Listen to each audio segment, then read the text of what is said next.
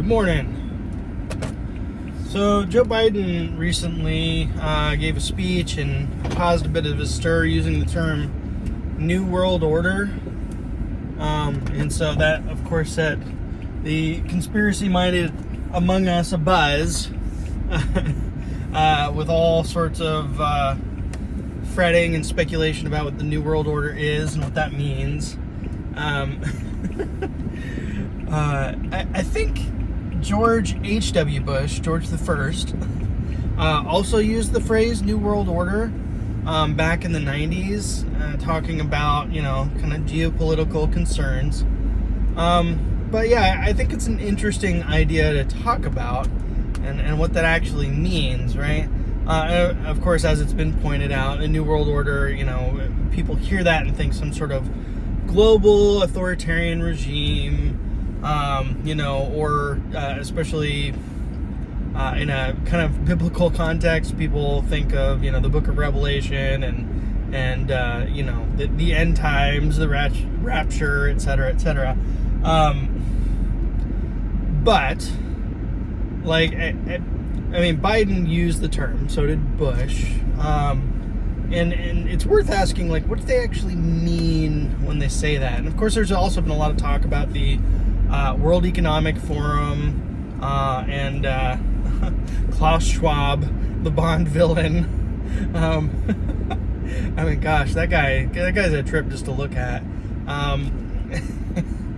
Yeah, and what their designs are for, the future of humanity. And again, the World Economic Forum, there's videos online. You can hear Klaus Schwab in his own words talking about, designing the narrative for the future, right?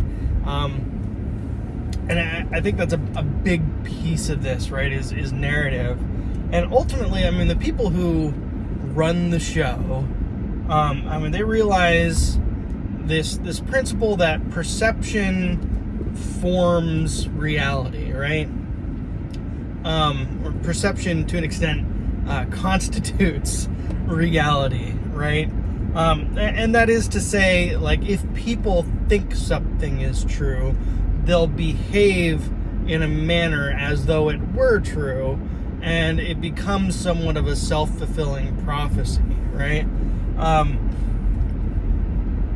And of course, you have people like Justin Trudeau and other world leaders who kind of came up through the World Economic Forum, and are influenced and maybe, what's the word I want to use? Not really beholden to, but in alignment with, the goals and priorities of this kind of extra governmental, quasi-political organization, with kind of the stated goal of steering humanity, right? And for all the talk about the 2016 election and Russian disinformation, and just the obvious split in the narrative, I guess, at least in the U.S., but also I think globally, about what the nature of reality is and what narrative is going to become dominant in the paradigm going forward. I think there's some merit to the concerns people have when leaders of massive global powers use terminology like this, and which is not to say I think there's as Tim Pool likes to say, mustache twirling villains, who are behind curtains, pulling levers and trying to exploit and oppress humanity. I think a lot of these folks see themselves as the heroes of their own story, as most people do, and think they have good intentions, right? And the road to hell is paved with good intentions, as the saying goes.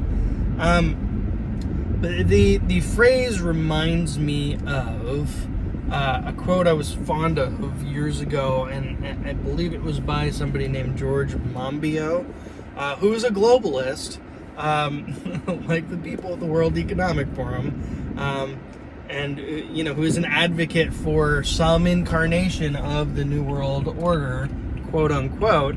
But what Monbiot said, and is always stuck in my head, is, and I'm fond of doing, going to butcher this quote, but he said something to the effect of, the alternative to global governance is not the absence of global governance, but hidden global governance by the few, the unelected, the self-appointed, right? Or something like that.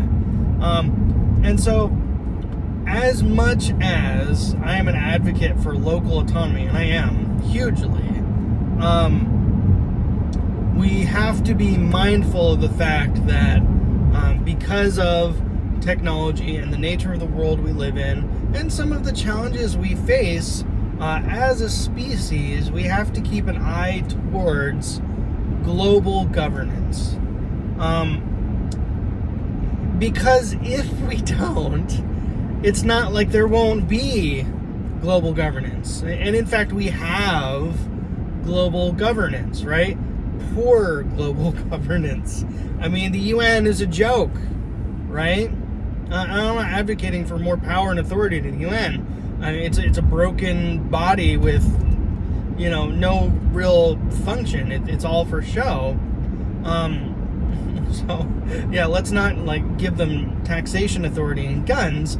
But what I'm saying is, because those of us who are skeptical and fearful, and maybe rightly so, of some sort of global government or New World Order, we don't involve ourselves or participate in the formation of the inevitable New World Order. And that's the thing, right? This is unavoidable.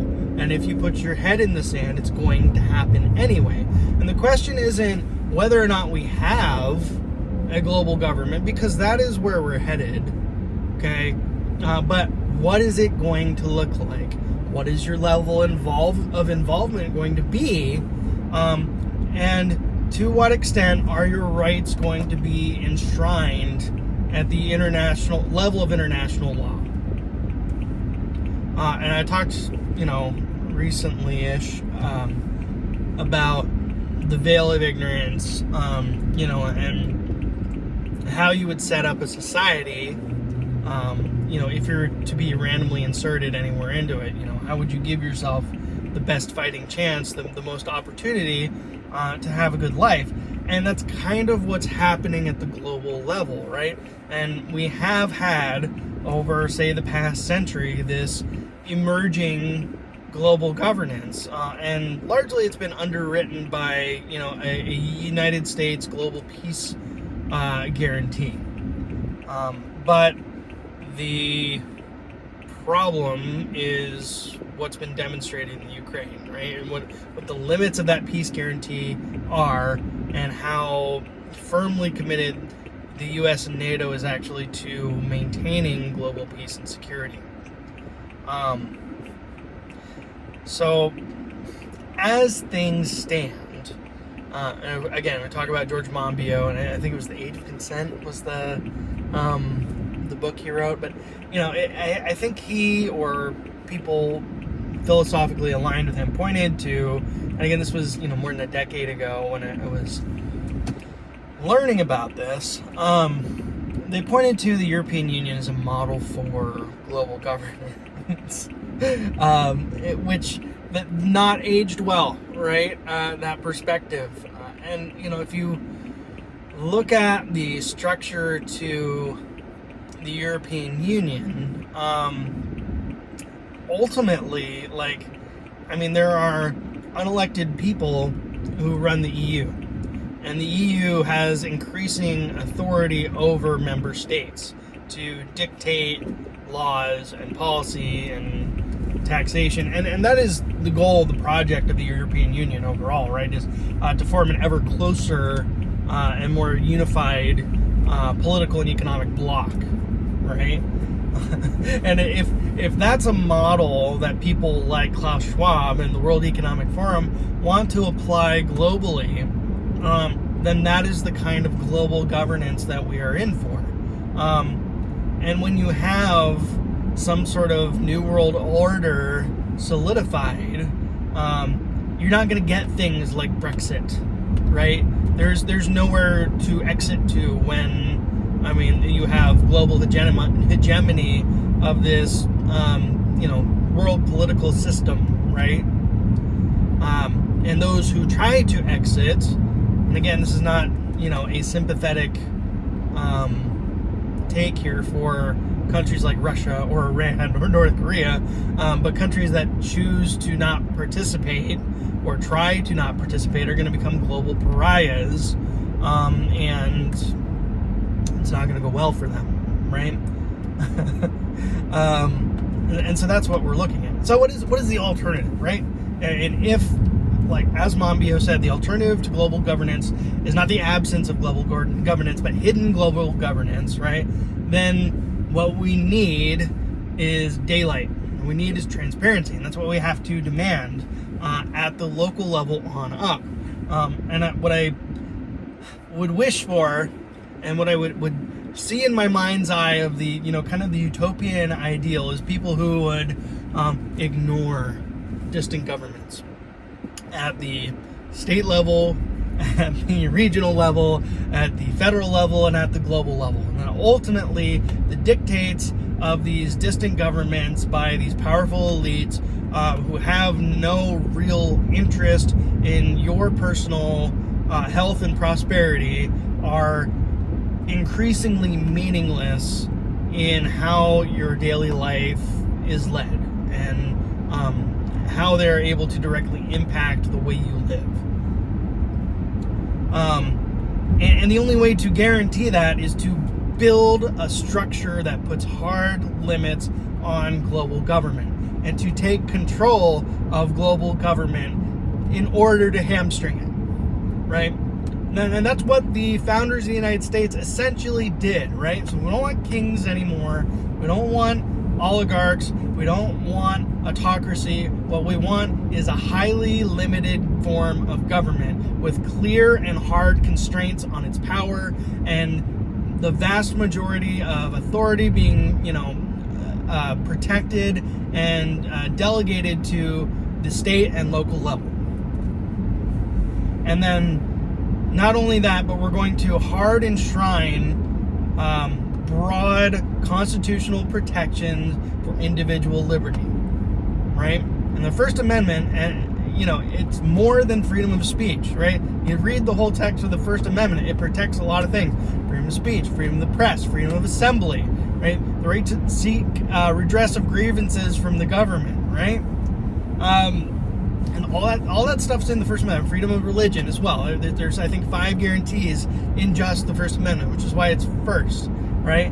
And the right to keep and bear arms. And again, you look at the European Union, and the form of global governance that we're sleepwalking into, and the massive push globally to disarm populations across the world, and what has that gotten us, right? And now we have this situation where all these, anti-gun activists have suddenly been turned on their head and are celebrating the government of Ukraine handing out automatic weapons to random civilians to go fight the Russians, right? And in fact, Ukraine actually had nuclear weapons at one point, right? But were persuaded by the West to give them up in the interests of peace and security, ironically, and a guarantee, sort of, from the West that they would, underwrite Ukraine's security from the Russians, even though they weren't members of NATO. Which, hey, get it in writing, guys, right? And what happened, right? If the Ukraine had nuclear weapons, would this be happening right now? Now, nuclear weapons are frightening things, and I don't like them. But, you can't argue with their track record on mutually assured destruction, right? The Cold War didn't go hot, right? In nuclear power to date has not been invaded, right? Because everybody understands, the gravity of what an invasion of a nuclear power would entail should, the survival of that country be at stake.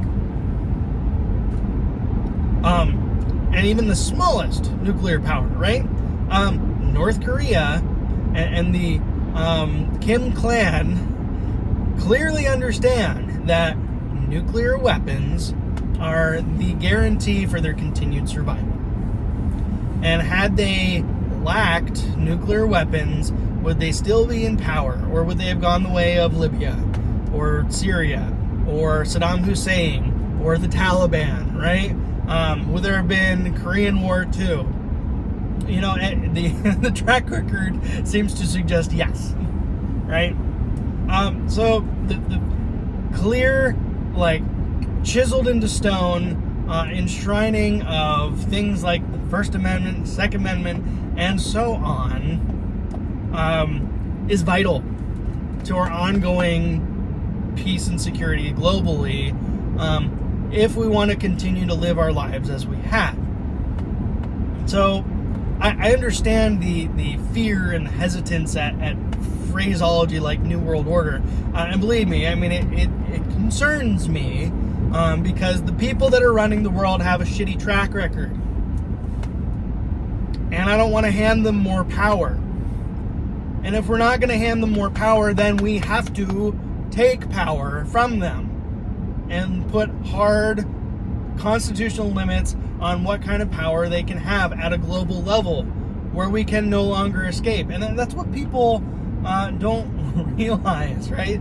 And it's been pointed out, the U.S. is it. If we fall into tyranny, there is nowhere to run. We are the last place to run, right? We have to make our stand for liberty here. At least that's my 2 cents. I don't know. What do you think? New World Order, is it scary? Are people worrying about nothing? Do you want to hand people like Joe Biden and Klaus Schwab and Justin Trudeau the keys to the kingdom globally, so to speak? Let me know in the comments below.